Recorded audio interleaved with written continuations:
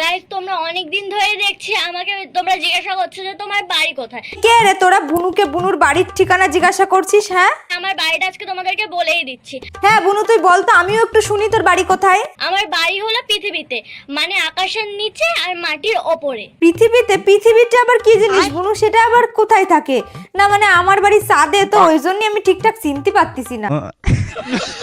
বলবে লোকে কি ভাববে, এই ভেবেই আমাদের সারা জীবনটা কেটে যায়। এই তুই আবার মোটিভেশনও দিচ্ছিস? এই না কদিন আগে তোর পাগল তোকে ব্লক করে দিয়েছে, সেই নিয়ে আমাদের প্রেমের কাহিনী শোনাচ্ছিলি, এখন আবার এসিস মোটিভেশন দিতে?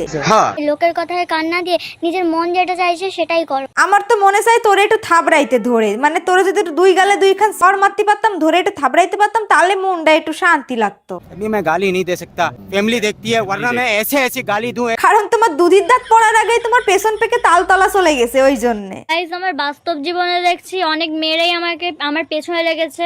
এই কে রে, কার এত বড় সাহস? হ্যাঁ তোরা আমার বুনুর পেছনে লাগছিস? একটা কথা বলি তোদেরকে, না না বুনু, তুমি একটা না, তুমি দুটো কথা বলো। আমার বাড়ির লোক মেনে নিয়েছে। তোর বাড়ির লোক কি মেনে নিয়েছে জানি না। যাই হোক গাইস, অনেককেই দেখছি এই বুনুকে নিয়ে রোস্ট করছে, অনেকে দেখছি ফানি ভাবে রোস্ট করছে, আবার কাউকে কাউকে দেখছি খুব বাজে বাজে ভাষা দিয়ে খারাপ ব্যাড ল্যাঙ্গুয়েজ ইউজ করে এই বুনুকে রোস্ট করছে। তাদের কাছে একটাই রিকোয়েস্ট করব, যতই বুনুর পেছন পেকে যাক না কেন, তার বয়সটা তো অল্প, সে তোমাদের বোনের বয়সেই হবে। হ্যাঁ রোস্ট করো তাকে, কিন্তু খারাপ ভাষা ইউজ করো না, কোনো ব্যাড ল্যাঙ্গুয়েজ ইউজ করো না, কারণ যতই হোক সে কিন্তু এখনো বাচ্চা, সে পেছন পাকুক আর যাই পাকুক তার বয়সটা কিন্তু অল্প। তোমার বাড়িতেও বোন আছে, সেটা ভেবে একটু তাকে রোস্ট করো। হ্যাঁ মজার ছলে রোস্ট করো, ফানিভাবে রোস্ট করো, সব ঠিক আছে, কিন্তু খারাপ ভাষা ইউজ করো না। बात तो सही है।